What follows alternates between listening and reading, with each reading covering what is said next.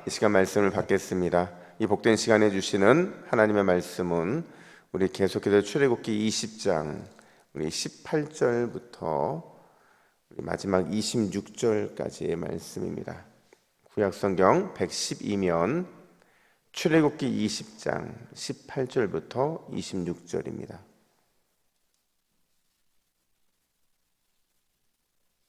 18절부터 26절까지 교독합니다. 뭇 백성이 우레와 번개와 나팔 소리와 산의 연기를 본지라.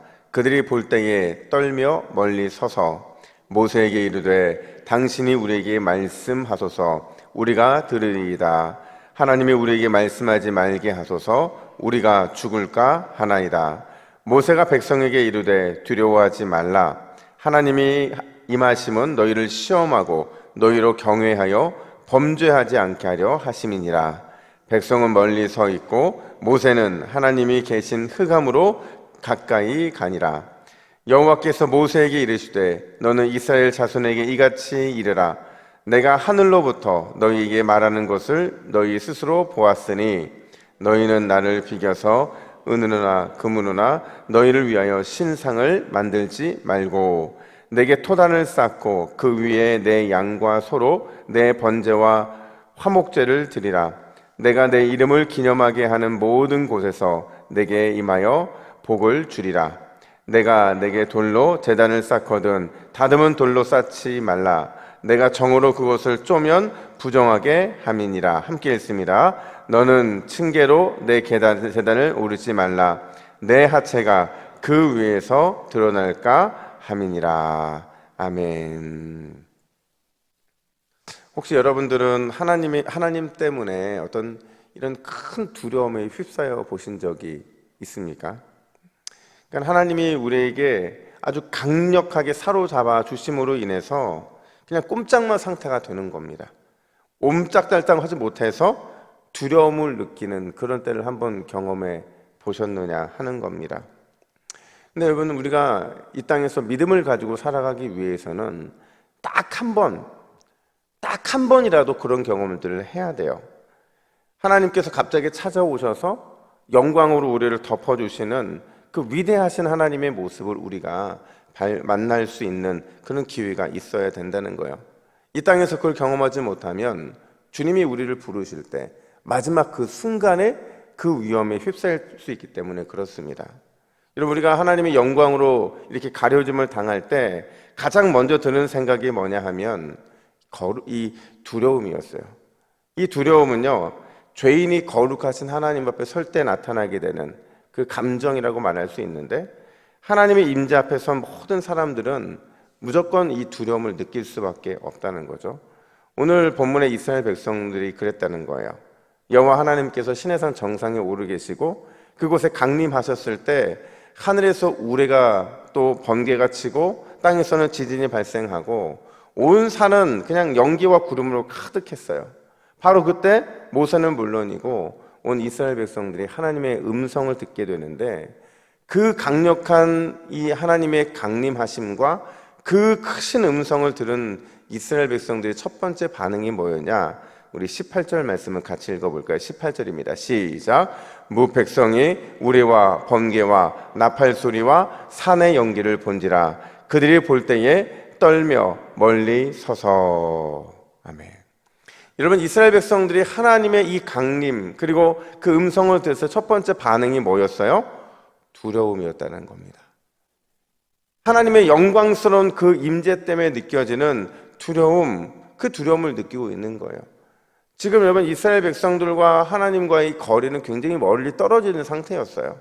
하나님은 시내산 정상에 강림하신 상태였고, 이스라엘 백성들은 하나님이 정해놓으신 그 경계에 떨어져 있을 뿐인데, 그 거리가 멀었음에도 불구하고 하나님의 영광이 압도되어서 그들은 이 두려움을 느끼게 되었다라는 겁니다.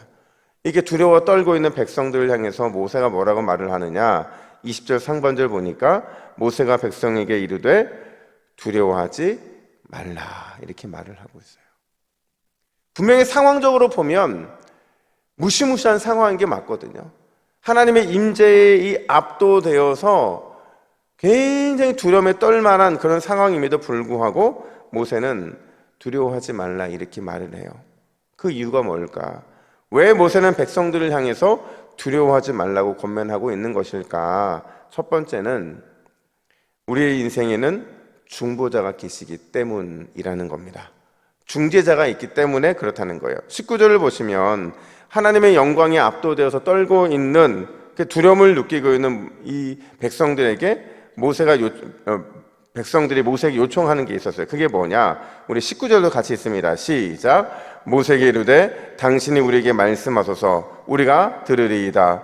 하나님이 우리에게 말씀하지 말게 하소서 우리가 죽을까 하나이다. 아멘. 이게 뭐냐면요, 우리가 직접 하나님을 대면하지 않게 달라는 거예요. 그분의 음성도 우리가 직접 듣지 않기를 원한다는 거예요. 대신 모세 당신이 중간에서 하나님의 말씀을 우리에게 잘 전달해 달라는 겁니다. 그러니까 모세로 하여금 이 두려움을 느끼지 않도록 하나님과 백성 사이에서 중재자 역할을 해달라는 이런 요청을 하고 있다는 거예요. 여러분, 백성들이 왜 이런 요청을 했는 줄 아세요? 이제야 안 겁니다.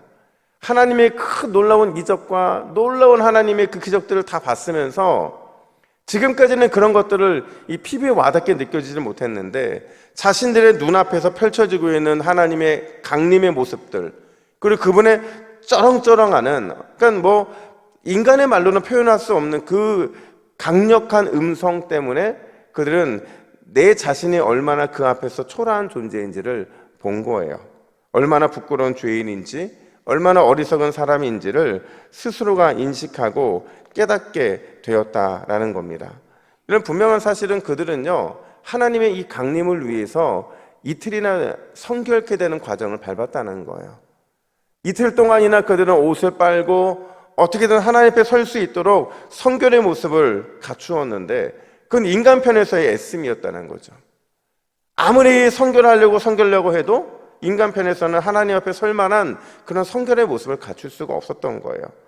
그러다 보니까 자신들이 불평했던 것들, 자신이 원망하고 또 부정적인 생각, 그리고 자신들의 어리석은 판단과 마음과 또 생각의 죄들, 행동을 졌던 무수한 죄들이 하나님 앞에 드러날까 봐 걱정이 됐던 겁니다. 그리고 그것이 심판으로 나타날까 봐 그들의 마음은 두려웠다라는 겁니다.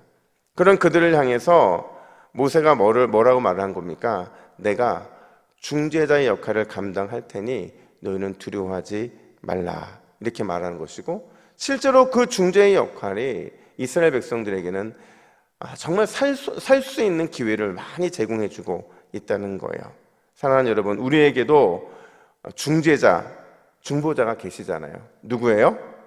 예수 그리스도시죠. 디모데전서 2장 5절은 이렇게 말합니다. 우리 같이 있습니다. 시작. 하나님은 한 분이시요 또 하나님과 사람 사이에 중보자도 한 분이시니 곧 사람이신 그리스도 예수라. 아멘. 여러분, 예수님이 우리의 중보자가 되시는 것이 우리에게는 축복인 줄로 믿습니다. 이번 사람 중보자가 아니잖아요. 이분은 영원하신 하나님 중보자이시기 때문에, 그러니까 그분이 우리에게 주시는 이 중보의 특별한 은혜들은 말로 다 할 수 없는 거라는 거죠. 여러분, 예수님이 우리의 중보자가 되신다는 것을 쉽게 풀어보면 이런 말입니다. 우리가 예수님을 통해서 하나님을 바라본다는 거예요. 또 하나님 역시도 예수님을 통해서 우리를 바라본다라는 겁니다. 예수님이 중보자가 돼서 우리와 하나님 사이에 계신다는 것은 정말 어마어마한 축복이라고 말할 수가 있어요. 왜냐하면 우리가 예수님을 통해 하나님을 바라보면 그 빛이신 완벽하신 그분을 우리가 온전히 볼 수 있는 거예요. 만날 수 있는 거고요. 그분이 어떤 분인지, 그분의 아버지로서의 사랑이 어떠하신지를 우리는 점검받고 우리가 그것을 느낄 수 있는 거죠. 우리가 예수님 없이 하나님을 바라봤을 때 그분의 영광이, 하나님의 영광을 우리가 감당할 수 없는 것이었거든요. 근데 예수님을 통해서 그 영광스러운 하나님을 바라볼 수 있다는 것만으로도 우리가 어마어마한 큰 축복이라는 거죠. 반대로 하나님이 예수님을 통해 우리를 바라보시기 때문에 우리는 우리의 부족함에도, 우리의 연약함에도, 우리의 어리석음에도 그 모든 것들이 예수님에 의해서 가리워진다라는 겁니다. 그분의 십자가 사건을 통해서 우리의 죄가 우리의 죄로서의 영향력을 발휘하는 것이 아니라 주님의 구원의 은혜가 더 그 강한 영향력을 드러내게 된다라는 겁니다. 여러분, 오늘 이 새벽에 우리가 중보자이신 예수님을 통해 하나님을 바라볼 수 있는 이 특권을 온전히 누리시기를 간절히 축복합니다. 그러면 하나님께서도 예수님을 통해 우리의 모든 허물을 덮어 주실 겁니다. 여러분, 오늘 이 새벽에 이 은혜를 누릴 때에 오늘은 이 귀한 주일의 은혜가 저와 여러분들에게 중보자를 통해 주시는 이 놀라운 은혜를 통해 그 귀한 은혜가 우리의 심령 가운데 임하게 될 줄로 믿습니다. 뿐만 아니라 두 번째로 오늘 본문은 하나님의 방법대로만 하면 오히려 그 모든 것들이 복이 된다라는 것을 말해주고 있는 거예요. 오늘 본문 23절부터 26절에 보면요, 예배하는 방법을 가르쳐주는 부분이 등장을 해요. 근데 참 그 당시의 상황과는 너무 다른 이런 예배의 모습인데, 가나안 족속들처럼 은이나 금으로 화려한 신상을 만들지 말라, 23절은 이렇게 말하고 있고요. 또 25절부터 26절 보면 제단을 다듬은 돌이나 계단으로 만들지 말라, 이렇게 말을 해요. 그러면서 오히려 그냥 자연 그대로를 하나님이 기뻐하신다는 겁니다. 여러분, 이 말의 의미가 뭔지 아세요? 이 말의 의미는 우리가 하나님께 올려드리는 예배의 가치는요, 하나님이 받으실 만한 예배의 그 예배는 어떤 외적인 환경이나 조건에 의해 달라지지 않는다는 거예요. 우리가 올려드리는 예배, 우리가 하나님 받으실 만한 예배는 어떤 예배냐? 하나님의 임재가 있는 예배고, 하나님의 예배 가운데 계시면 그것으로 우리가 드려지는 예배는 충분하다라는 겁니다. 물론 여러분, 우리는 환경을 무시할 수 없어요. 예배되는 환경 굉장히 중요합니다. 하지만 그것이 본질적인 하나님의 임재와 바꿀 수 있는 것은 아니라는 거예요. 하나님의 우리의 예배 가운데 계시면 하나님은 그 예배를 받으시고, 우리의 외적인 상황이나 조건, 그것이 아니라 우리의 중심으로 올려드리는 그 예배의 기쁨을 주님이 원하신다라는 겁니다. 오히려 어떨 때는 이 외적인 환경이나 조건이 우리가 하나님에 집중하지 못하게 할 때도 있다는 사실을 우리는 기억을 해야 돼요. 여러분, 예배는 환경과 조건이 아니라 하나님의 임재에 달려있는 줄로 믿습니다. 하나님이 임재하셔서 우리의 예배를 기뻐 받으시면 그것으로 우리는 충분하다라는 거예요. 오늘 본문을 보면요, 이 사실을 알았던 모세와 이스라엘 백성들이 예배하는 위치가 비교가 됩니다. 우리 21절 말씀 보세요. 21절 같이 있습니다. 시작. 백성은 멀리 서 있고 모세는 하나님이 계신 흑암으로 가까이 가니라. 아멘. 백성들은 이 예배의 이 진정한 의미를 잘 몰랐던 것 같아요. 그러다 보니까 멀리 서 있을 뿐이고, 모세는 어때요? 하나님이 계신 흑암으로 가까이 가니라, 이렇게 말하고 있잖아요. 여러분, 이 흑암이라는 게 얼마나 두려운 겁니까? 아무것도 볼 수 없는 그곳이지만 그곳을 향해서 모세는 계속 나아가고 있는 거예요.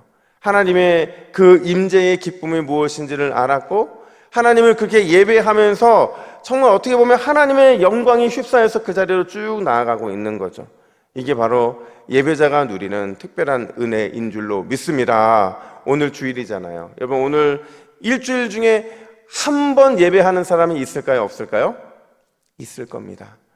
아마 여러분 새벽 예배 들으시는 분들은 일주일 중에 한 번이 아니라 6번, 7번 예배 드리시는 분들이니까 뭐 날마다의 말씀이 여러분들을 무장시킬 것이지만, 일주일에 한 번 예배 드리시는 분들은 오늘 이 예배를 통해서 모든 영적인 은혜를 공급받아야만 살 수 있는 거예요.